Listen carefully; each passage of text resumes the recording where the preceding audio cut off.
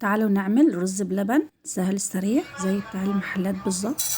اول حاجة في حلة عندنا نحط فيها نص مج من الرز، عليهم 3 مجات من المية، مية باردة عادة خالص مش لازم سخنة ولا اي حاجة، وهنغطيه على نار هادية خالص ونسيبه مع بعضه لحد ما يبدأ بقى يغلي كذا غلوة مع بعض. اول ما نلاقي الحباية كده تخنت والمية قربت تنشف، هناخد نص كمية الرز اللي احنا حطيناه نضربها في الخلاط. ده بيخلي الرز معانا كريمي جدا جدا جدا، يعني ما بيبقاش بقى الرز باين كتير فيه والحبايه ذات نفسها باين. انا بضربه ضربتين في الخلاط كده بالظبط وبنزلهم تاني، بيخلوه بقى ايه كريمي جدا وحلو.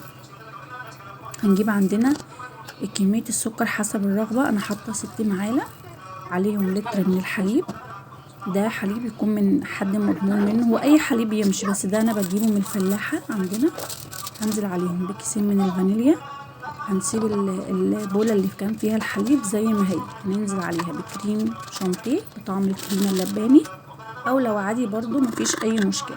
هنزل عليهم ب3 معالق كبار من النشا، هنزل عليهم بكوباية مية برضو باردة. هنبدأ نقلب كل ده مع بعض كويس جدا، وننزل عليه على الرز بلبن ونبدأ نقلب بقى لحد ما كل المكونات تندمج مع بعض. هفضل برضو سايباه على نار هادية واقعد اقلب كل فترة كده عشان ما يلزقش مني. اول ما يبدأ عندي يغلي هوطي عليه بقى خالص، ده اللي بيخلي الوش بتاعه مكرمش كده زي بتاع المحلات بالظبط، ان انت بتغرفي وهو برضو على النار كده. عندي قوامه كده مظبوط، الحركة دي لو عملتيها يبقى هو قوام الرز بلبن معاكي كده تحفة. هنبدأ بقى نجهز عندنا اطباق التقديم، مجات، اي حاجة انت بتحبي تستخدميها مفيش مشكلة. انا جهزت عندي الاطباق وهبدأ اغرفها حسب الكمية اللي انا محتاجاها. ما تنسيش تصلي على الرسول، النهاردة الخميس ونقرأ سورة الكهف. انا بقرأها على فكرة من بالليل وبرجع اقرأها تاني الصبح. ادام بقى القعر كده مش لازق ولا اي حاجه كده، انت نجحتي في طريقه الرز بلبن. اي مكسرات عندنا بقى نستخدمها.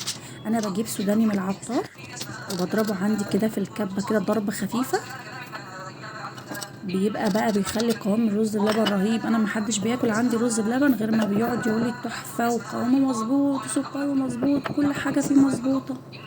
هنبدا بقى، انا عندي مكسرات جوز الهند بحب اجيبها خشنه للرز بلبن، والسوداني برضو بضربه بقى ضربة كده نص ضربة. نبدأ نزين عندنا، انا سبته يبرد شوية وبعدين زينته.